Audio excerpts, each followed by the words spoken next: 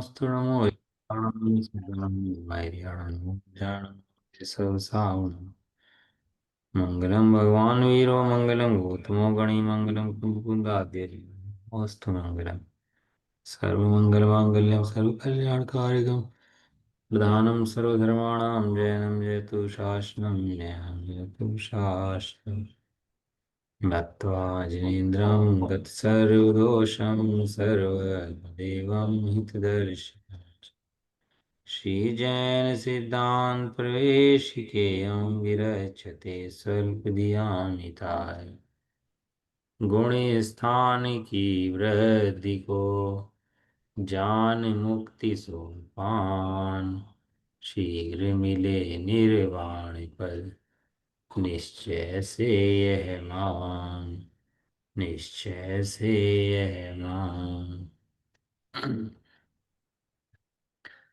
श्री जैन सिद्धांत प्रवेश का ग्रंथ जिसके अंदर चौथा अधिकार चल रहा है अपना, जिसका नाम मुक्ति के सोपान अर्थात मुक्ति की सीढ़ियाँ। मुक्ति की सीढ़ियाँ यानी पहले से लेके और सिद्ध दशा तक सब मुक्ति के सोपान हैं, मुक्ति के पायदान हैं।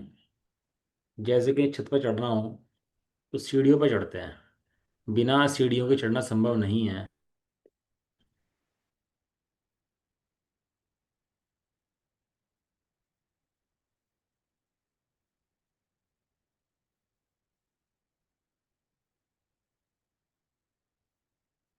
बहुत चली गई भैया जी।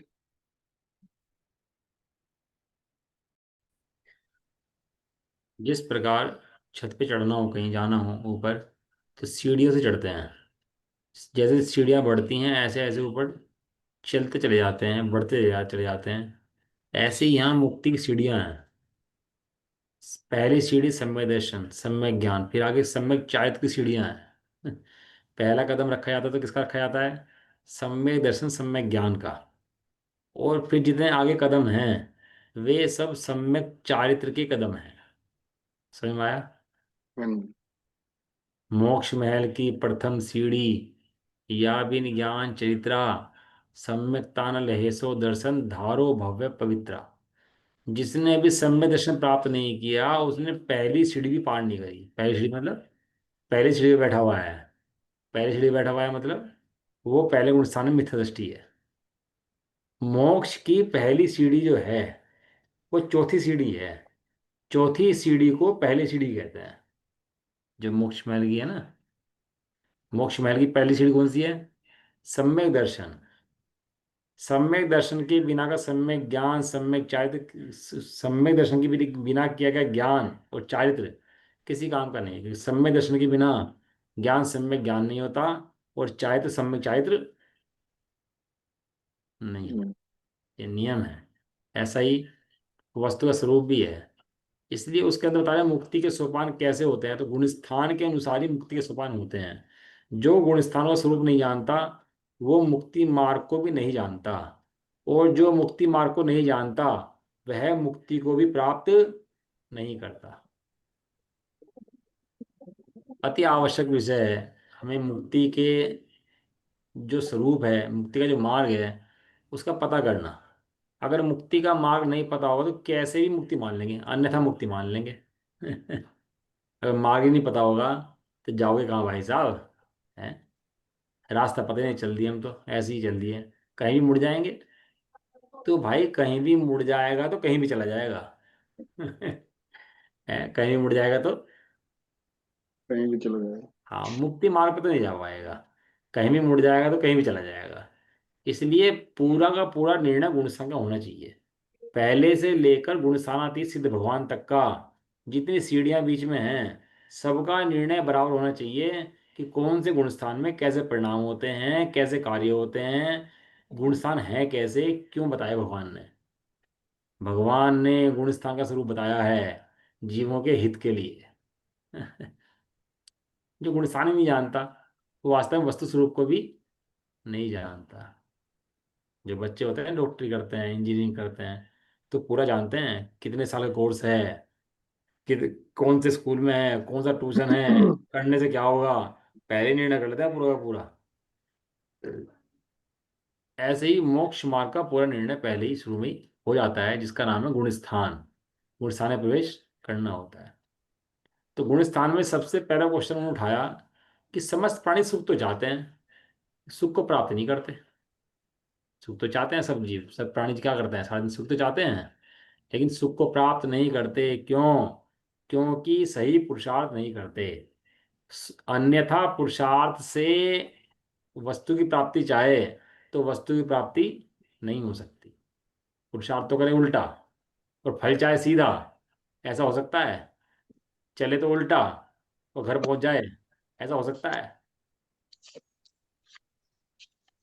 सीधा चले, सही चले, सही मार्ग पर चले, तब जाकर घर पहुंच सकता है। उल्टे रास्ते पर भागेगा तो रास्ता नहीं मिलेगा, घर नहीं मिलेगा। और सही रास्ते पर धीरे भी चलेगा तो भी घर आ जाएगा। इसी तरह सुख है अपने पास, सुख भगवान आत्मा के अंदर भरा हुआ है। सुख के ऊपर आत्मा का अधिकार है। आत्मा में तो देखता नहीं है और बाहर ढूंढता है पर वस्तुओं के अंदर।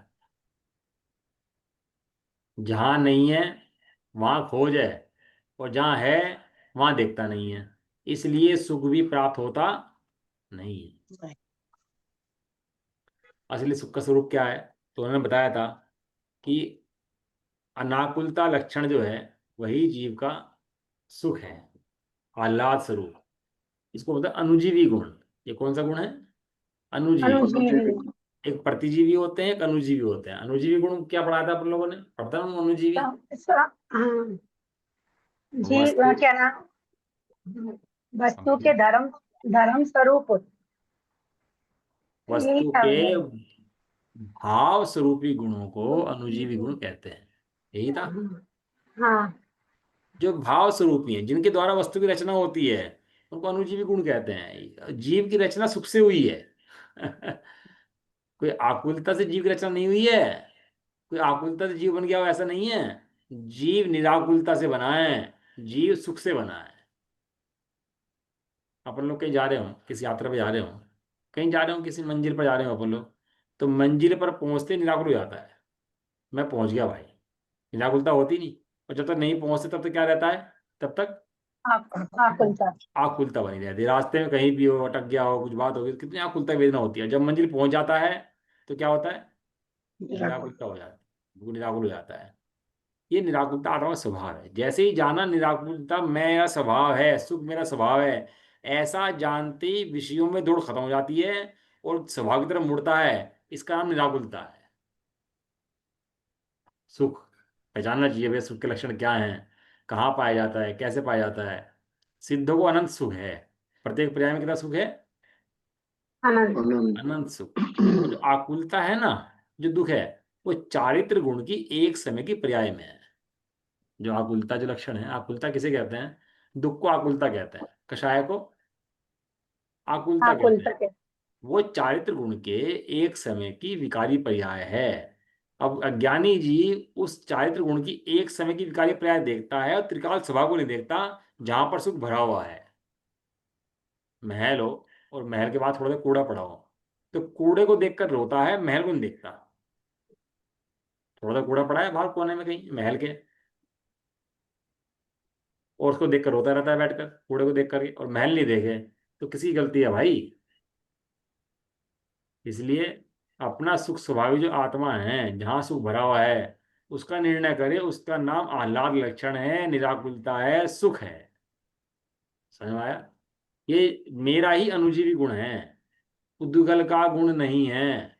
जो हम धन स्त्री आदि में सुख मानते हैं, वो उनका गुण ही नहीं है। अभी हम कपड़े लाए अच्छे नए हैं और हमें पहन लिए अच्छे कपड़े, तो हमें अच्छा लगा भैया। दर्जनों दिखाया हमने, देखो जो हमारे कपड़े देखो कितने बढ़िया हैं, हमारा घर देखो कितना बढ़िया है, हम सबको दिखाते हैं भाई इतने बढ़िया है। तो भाई तुझे जो सुख लगता है उसके अंदर से, क्या उसके अंदर सुख गुण है? उन कपड़ों के अंदर, मकान के अंदर, स्त्री के अंदर, किसी भी भोग के अंदर सुख गुण है? नहीं है। तो सुख गुण नहीं है तो उसमें सुख कहाँ से आएगा? और सुख उसमें आता नहीं है, तो फिर दुखी हो जाता है बाद में। क्यों? तो सुख उसमें था ही नहीं। तूने नहीं। भ्रम से सुख मान लिया था। और जब वो वस्तु कटती है, फटती है, हटती है, तो इसको आप ध्यान।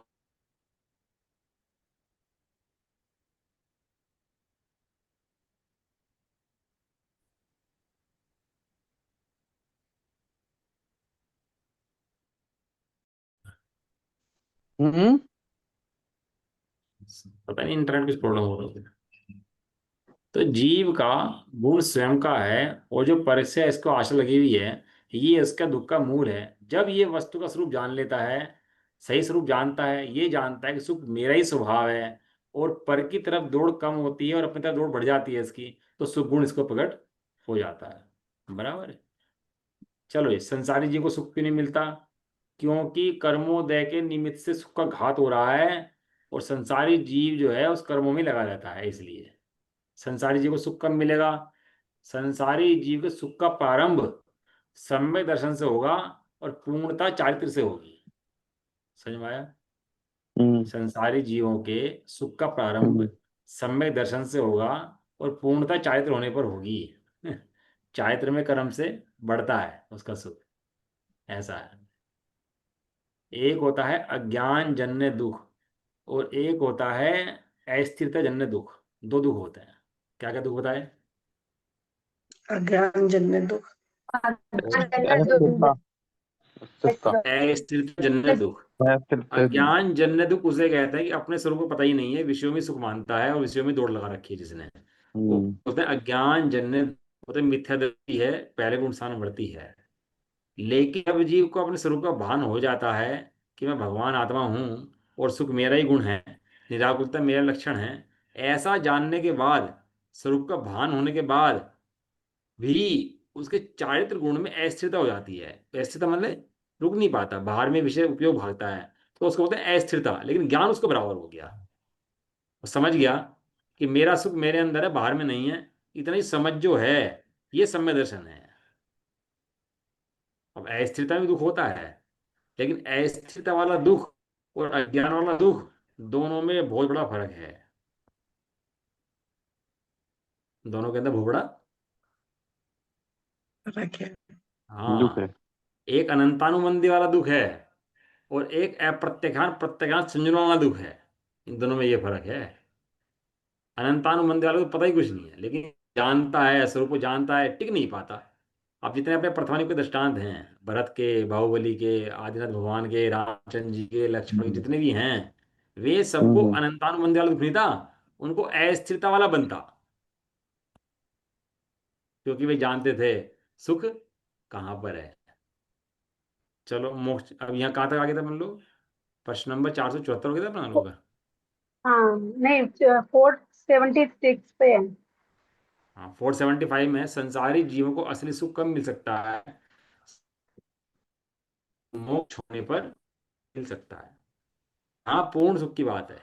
देखो क्या है, सुख की शुरुआत जो है चौथे गुण स्थान में हो जाती है। कौन से गुण स्थान में हो जाती है?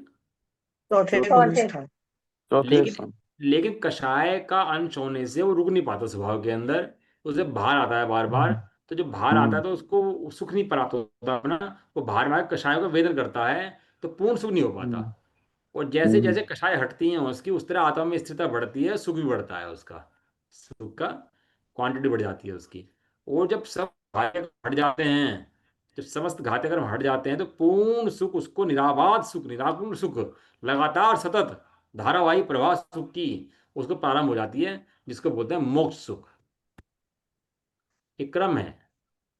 पता नहीं लगेगा तो श्रद्धा किसकी करेगा? श्रद्धा नहीं करेगा तो रमणता किसमें करेगा?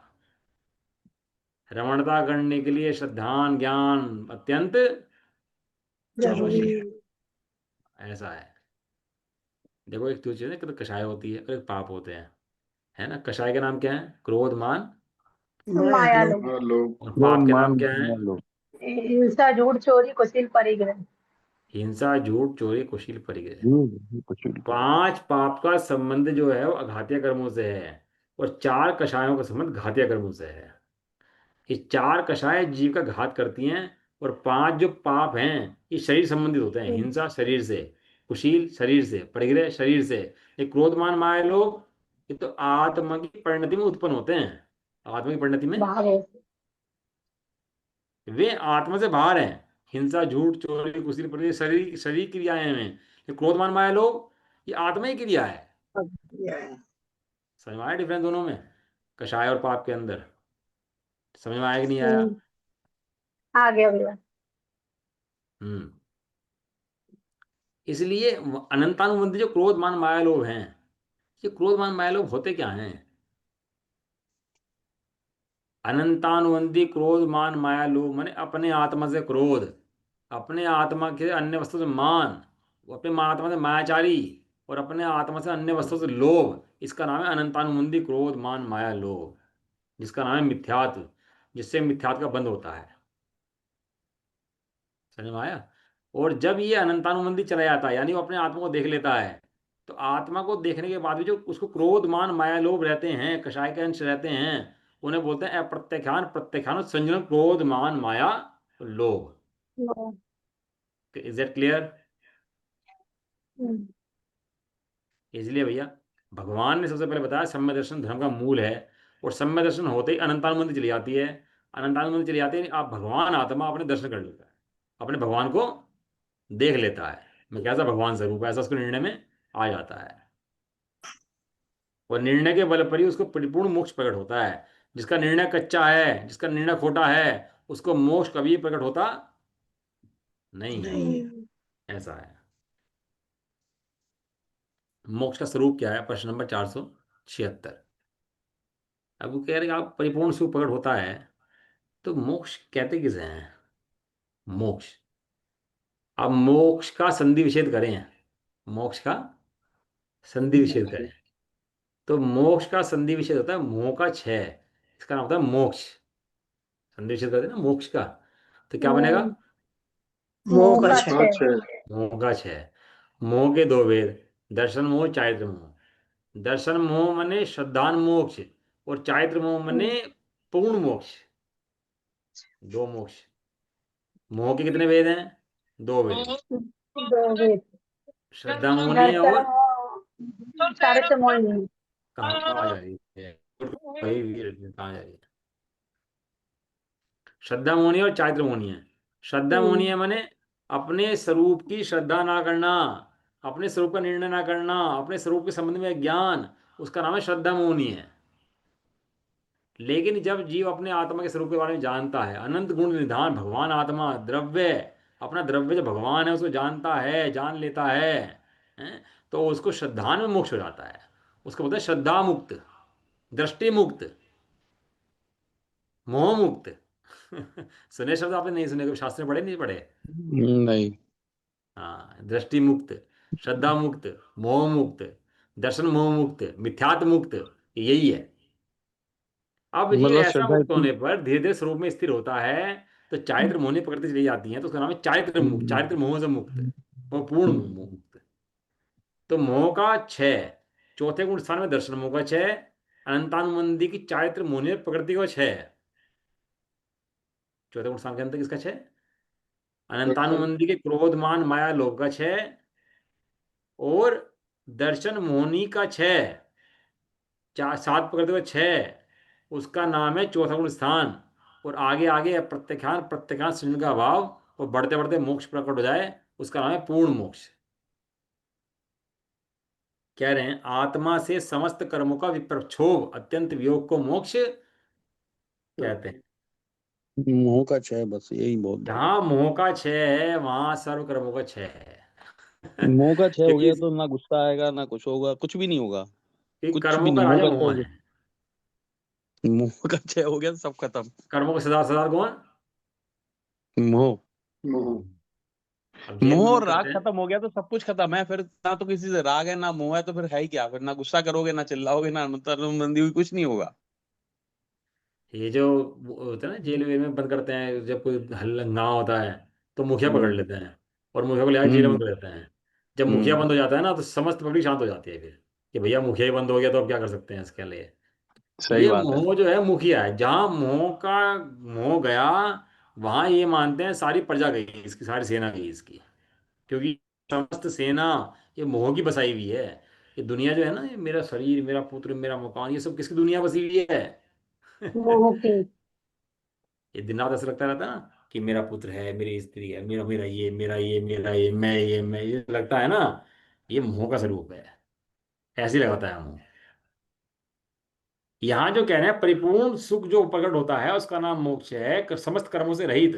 तो समस्त कर्मों से रहित में सारे कर्मों का भाव आत्मा से हो गया, और आत्मा परिपूर्ण निर्मल, निर्मल आनंद जैसा था वैसा प्रकट हुआ। इसका नाम मोक्ष है। जहाँ आत्मा और कर्म अलग अलग हो गए, आत्मा और कर्म अलग अलग हो गए। फिर अलग अलग हो गए, उसका नाम मोक्ष है। कर्मों का सर्वथा है। आया ना। इस आत्मा का भी एक जो संयोग है अभी कर्मों से, एक क्षेत्र का संबंधी है, जो कर्मों संयोग है, उस कर्म को सर्वथा अभाव कर आत्मा से हो जाना, उसका नाम मोक्ष है।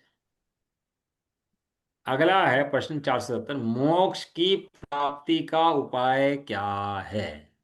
कैसे करें मोक्ष प्राप्त? आपने कहा असली सुख नहीं नजर आता, तो सुख तो आत्मा के अंदर है, सुगुण आत्मा के अंदर है, तो प्राप्त क्यों नहीं होता? क्योंकि आत्मा को देखता नहीं है।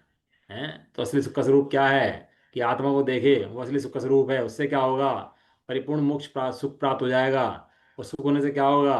कर्मों का क्षय हो जाएगा, मोह का क्षय हो जाएगा, कर्म हट जाएंगे।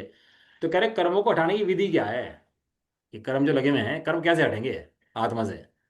ये चिपके हुए हैं क्षेत्र में, कहा हुआ है, कैसे हटेंगे? तो कह रहे मोक्ष की प्राप्ति का उपाय समरो निर्जरा है। किसका उपाय? मोक्ष की। प्राप्ति क्रांति। और मोक्ष किसे कहा था? मोह को। मोह का नहीं, क्षय।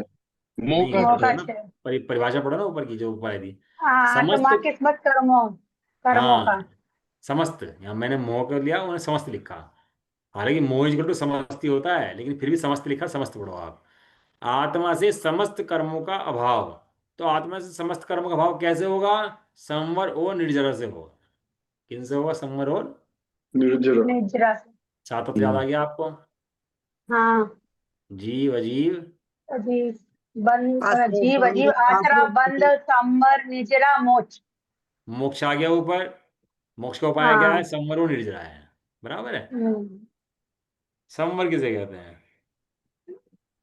आश्रव के निरोध को संवर कहते हैं, अर्थात नवीन कर्मों का आत्मा के साथ संबंध ना होना। संबर। संवर है। आश्रव के निरोध का नाम संवर। संवर। निरोध माने रुकना, नहीं आना, कर्मों का आना रोक देना। जब कर्म आने रुक जाएंगे तो उसका नाम संवर होगा। कौन आना रुक जाएगा? कौन आना रुक जाएगा? कर्म कर्म। और मोह कर्मों कर्म। का। मोह कर्म, मोह कर्म। हम आत्मा को, मुझ आत्मा को पढ़ती समय 7 कर्मों का बंध लगातार चलता है। कर्म होते हैं 8, जिनमें 7 कर्मों का बंध लगातार चलता रहता है। आयु कर्म पूरे जीवन में एक बार बनता है, और बाकी सातों कर्म निरंतर बनते रहते। निरंतर बनते रहते हैं। और जब समय दर्शन हो जाता है ना, तो पता है आपको, दर्शन मोहनी प्रकृति की बनती, बाकी कर्म फिर ही बनते रहते हैं। बाकी जो 7 कर्म में चाहते मोहनी प्रकृति रहेगी ना, तो वे कर्म फिर ही बनते रहते हैं, लेकिन दर्शन मोहनी की प्रकृति नहीं बनती उसके बाद। ऐसा स्वरूप है। तो संवर का स्वरूप क्या है? आश्रवों का, कर्मों का आश्रव रोकना, नवीन कर्मों का नहीं आना, उसका नाम संवर है। निर्जरा किसे कहते हैं? आत्मा में पूर्ववद कर्मों का एक देश वियोग होना से निर्जरा है। जो पहले कर्म बंधे हुए थे उनका एक देश निर्जरा होगी, उसका नाम निर्जरा हुआ। वो दृष्टांत आपको खूब अच्छे से याद है कि नाव में व्यक्ति बैठा हुआ जा रहा था, और नाक में उसकी छेद छेक था, और नाक में छेक होने से उसके छेक पानी आ रहा था। अब नाक में नाव में पानी आ रहा है तो क्या होगा? नाव तैरेगी कि डूबेगी? डूबेगी। डूबेगी। अच्छा, नाव खुद डूबेगी कि जो बैठा है उसको डुबो देगी? उसको भी उसको डुबो देगी। डुबो देगी। जो बैठा है वो भी डूब जाएगा उस नाव के अंदर, है ना? यही है ना। ऐसे ही ये कर्मों की नाव है, ये छेक है, इसके द्वारा कर्म आ रहे हैं, और ये जीव डूब रहा है, वो देखा। तो उसके अंदर पहला उपाय क्या बता रहा? कि जो छेक है ना, उस छेक को बंद कर दे। जो नाव के, तू पानी निकालता रहेगा नाव में से और छेक रहा, हम्म। तो जितना निकालेगा उतना नया आ जाएगा। हम्म। हम्म। अपन लोग ये तो करते हैं, वही पूजा कर लो, पाठ कर लो, सब कर लो। तो अपन लोग ऐसा करते हैं, छेक बंद करानी और पानी निकालने की कोशिश करते हैं। सबसे पहले क्या करें, छेक को बंद बंद कर दें। करें। अब बंद करने के बाद जितना पानी निकालेगा उतनी निर्जरा है, और छेक निकाले बिना पानी निकालेगा तो निर्जरा नहीं कहते उसको। क्योंकि वो किसी काम की होती नहीं है। अब मजार में नाम पड़ी हुई है, निकालनी है, तो संवर निर्जरा स्वरूप समझा रहे हैं। प्रश्न नंबर 480, संवर और निर्जरा होने का उपाय क्या है? भाई आपने कहा संवर से निर्जरा होती है और निर्जरा से मोक्ष होता है, बराबर बात है ना। संवर से संवर पूर्वक होए निर्जरा, पढ़ा ना 12 भावना के अंदर, याद आया भाई, संवर पूर्वक होए निर्जरा। हाँ, हमारे भावना में है ना, मंगत राय जी हाँ, की। हाँ, संवर से निर्जरा होती है और निर्जरा से मोक्ष होता है। ये तो अपने समझ में आ गई बराबर बात। और वही परम सुख है, वही मुक्ति है, वही परम सुख है, या तो समझ आ गई। लेकिन ये संवर होता कैसे है, निर्जरा होती कैसे है? तो संवर और निर्जरा का क्या उपाय है? तो कहते हैं सम्यक दर्शन, सम्यक ज्ञान और सम्यक चारित्र, इन तीन पूर्ण गुणों की एकता ही संवर और निर्जरा होने का उपाय। है। कहीं कोई सूत्र याद आया आपको इसके अंदर? कहीं याद आ कहीं याद आया सूत्र आपको? हाँ, तो द्वार सूत्र का है ना, सम्यक दर्शन, ज्ञान हाँ, चाहता है, सम्यक मोक्ष दर्शन मार्ग है। ज्ञान चारित्राणि। मोक्ष मार्ग है। ये शिष्य थे आचार्य कुंदन देव के, उमा स्वामी आचार्य हैं, और पट्ट शिष्य थे उनके, आचार्य कुंदन देव के। और पहला सूत्र लिखा, सम्यक दर्शन ज्ञान चारित्राणि, मोक्ष मार्ग है। जीवो चरित्र दंसन नान टिठदो तम ही स संयम जान। जो जीव अपने दर्शन ज्ञान चारित्र में स्थित है, वो सम्यक तो है, वो स्वयं समय है। इसके विपरीत कर दो तो, जो पुद्गल में स्थित है वो पर समय है। सम्मर का उपाय क्या है? सम्यक दर्शन और सम्यक ज्ञान और सम्यक चारित्र, इन तीनों गुणों की पूर्ण एकता है, वहां संवर और निर्जरा होने का उपाय जीव को बन। चिंता। चौथे गुण स्थान के अंदर जीव को अपने आत्मा का भान होता है, अपने आत्मा का ज्ञान होता है, श्रद्धान होता है, भान होता है, और उसमें जो अनुभव हुआ उसके द्वारा अनंतानुबंधी की कसाई चौकड़ी उसकी चली जाती है। ये हुई सम्यक दर्शन, सम्यक ज्ञान, सम्यक चारित्र की एकता। चिंता। अब सम्यक दर्शन सम्यक ज्ञान तो रह जाते हैं, और सम्यक चारित्र बढ़ता रहता है, बढ़ता रहता है, बढ़ता रहता है, और पूर्णता होते होते उस जीव को मोक्ष हो हो जाता है। जाता है। हाँ, ये क्रम है इसका, ये विधि है। सम्यक दर्शन सम्यक ज्ञान चौथे गुण स्थान में पूर्ण हो जाते हैं। आपको लगता होगा कि तेरे गुण स्थान में ज्ञान पूर्ण होता है, 13वें गुण में ज्ञान पूर्ण नहीं होता। ज्ञान तो पूर्ण चौथे में हो जाता है। जब ज्ञान अपना स्वरूप जान लेता है तो ज्ञान पूर्ण हो जाता है। 13वें गुण स्थान के अंदर तो ज्ञानावरणी कर्म हटता है, और उस कर्म के हटने पर लोकालोक का ज्ञान होता है। उस ज्ञान को केवल ज्ञान कहा, क्षय ज्ञान कहा। लेकिन अपने भगवान आत्मा का ज्ञान, अपने भगवान आत्मा का श्रद्धान, तो चौथे गुण स्थान के अंदर ही उसको हो जाता हो है। जाता परिपूर्ण आत्मा ज्ञान तो चौथे गुण स्थान में उसको हो जाता है। और इसका नाम सम्यक दर्शन है, सम्यक ज्ञान और सम्यक चारित्र है। और इन तीनों की एकता ही संपूर्ण निर्जरा होने का उपाय है। नीचे कहते हैं, यहाँ पर पूर्ण गुणों की एकता ऐसा बारंबार कहा जा रहा है, उसका तात्पर्य यह है कि सम्यक दर्शन, सम्यक ज्ञान और सम्यक चारित्र की पूर्णता होने पर ही मोक्ष मार्ग की वास्तविक पूर्णता होती है। मोक्ष मार्ग का प्रारंभ और मोक्ष मार्ग की पूर्णता, दो चीजें हैं। क्या है मोक्ष मार्ग का? प्रारंभ और मोक्ष प्रारंभ मार्ग की और पूर्णता। पूर्णता। आपको कहीं जाना है और ट्रेन में आपने टिकट कराया, टिकट कंफर्म हो गया आपका, और आप ट्रेन में जाके बैठ गए, ट्रेन चल पड़ी। एक तो ये काम हुआ, ट्रेन चल तो प्रारंभ पड़ी, और 10 घंटे का सफर है, 15 घंटे का सफर है, 10 घंटे 15 घंटे बाद आप वहां पर पहुंच गए। दो चीजें हैं, मोक्ष मार्ग का पूर्णता। प्रारंभ और मोक्ष मार्ग की पूर्णता। पूर्णता। यहाँ पूर्णता को मोक्ष कहा जा रहा है। और जो प्रारंभ कहाँ होता है, वो सम्यक सम्यक ज्ञान और चारित्र का एक अंश प्रकट होता है, उसमें उसकी प्रारंभ हो जाता है उस, जिसमें उसका ज्ञान का भाव हो जाता है, और आत्मा को साक्षात दिखाई दे जाता है, पूरा मार्ग का निर्णय हो जाता है उसको। और तभी साक्षात केवल ज्ञान या मोक्ष की प्राप्ति होती है। अपूर्ण एकता साक्षात केवल ज्ञान या मोक्ष का कारण नहीं है, वह परंपरा से केवल ज्ञान या मोक्ष का कारण है। आप शिखर जी जा रहे हो, रास्ते में हो भाई साहब, कहाँ बस पहुंच गए, भाई साहब शिखर जी पहुंच गए, बस आ गया शिखर जी। कहीं कहाँ जा रहे हैं भाई साहब? शिखर जी जा रहे हैं भाई साहब। कोई पूछेगा शिखर जी जा रहे हैं भाई साहब, ये तो कहोगे आप। ऐसी कहाँ जा रहे हैं भाई साहब? मोक्ष में आ रही। तो इसका मतलब परंपरा से कारण है। परंपरा से मतलब हम पहुंचने वाले हैं, बैठे हैं, परियोजना हमारा पहुंचना ही है, ऐसे। सम्यक दर्शन में छायक सम्यक दर्शन को, सम्यक ज्ञान में केवल ज्ञान को, और सम्यक चारित्र में यथाख्यात चारित्र को पूर्ण माना गया है। अब ये जो बात इन्होंने कही है एक लाइन की, इसके समझाने के लिए थोड़ा समय चाहिएगा। गुण स्थान के अंदर ये सब चीजें आएंगी। सम्यक दर्शन में छायक सम्यक दर्शन हो, सम्यक ज्ञान में केवल ज्ञान हो, और सम्यक चारित्र में यथाख्यात। चारित्र। ये तीनों जब होंगे तब उस मोक्ष की दशा को परिपूर्ण मान यहाँ पर सिद्धांत के अंदर माना गया है। केवल ज्ञान के बाद यथाख्यात चारित्र होने पर ही मोक्ष होता है। होता है। हाँ। अगला प्रश्न, इन तीनों गुणों की पूर्णता, गुणों की एकता युगपत होती है या क्रम से होती है? ये तीन गुण है ना, इनकी पूर्णता, सम्यक दर्शन की पूर्णता, सम्यक ज्ञान की पूर्णता, और सम्यक चारित्र की पूर्णता, ये क्रम से होती है या एकदम हो जाती है? ये जो क्रम से होती है ना, इस क्रम का नाम ही गुण स्थान है। आवाज कट गई क्या?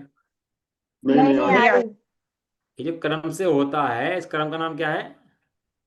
गुण स्थान। हाँ।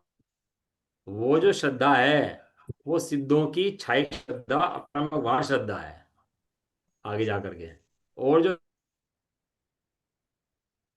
चारित्रिक अंश होगा, अब कट रही है आवाज। ऐसे क्रम से होता ये आवाज भी गई ना। है। सब गुण स्थान के बाद चले थे ना। गुण स्थान कहाँ से शुरू करे? सुख गुण से। असली सुख क्या है? मोक्ष है। मोक्ष कैसे होता है? संवर निर्जर से होता है। संवर किसे कहते हैं? सम्यक से सम्यक ज्ञान, सम्यक ज्ञान को निर्जरा कहते हैं। तो ये शुरू होता है तो बढ़ता है कि घटता है, कि बढ़ता रहता है? तो बढ़ता है तो कैसे होता है? गुण स्थान में बढ़ता है। प्रश्न नंबर 482, इन तीनों पूर्ण गुणों की एकता होने का क्रम किस प्रकार है?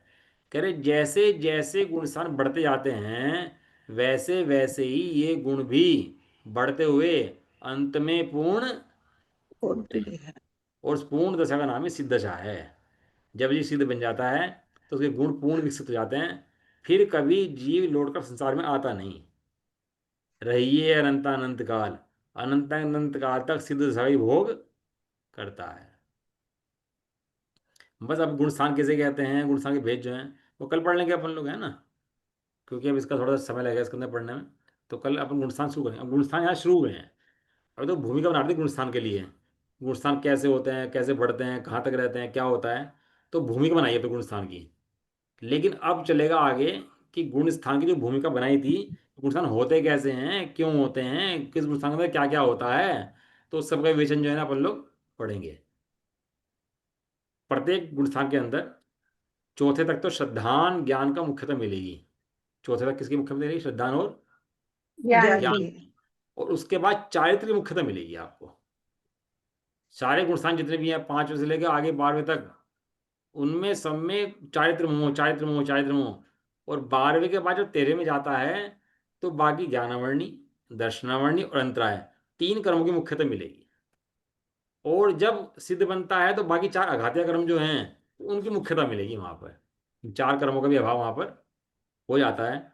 और आठों कर्मों का अभाव करके सिद्ध भगवान निष्कर्म अवस्था को प्राप्त हो जाते हैं।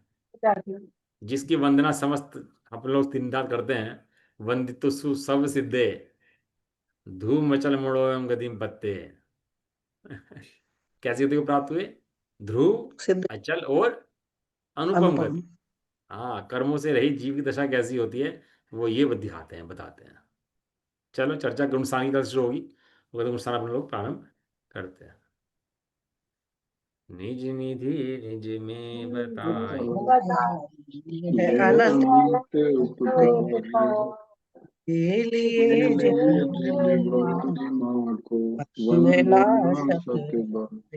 नमोकार।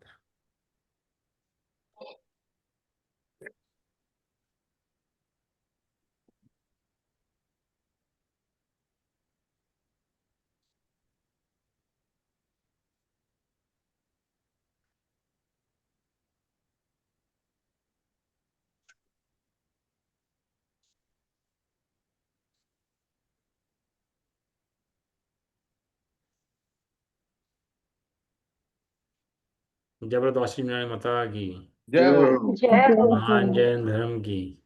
जय जय हो। हो। जय हो। एक साथ बोलिए। जय जय जय जिनेंद्र। जिनेंद्र। जिनेंद्र। सभी को जय जय। जय जय जय। जय जिनेंद्र। जय।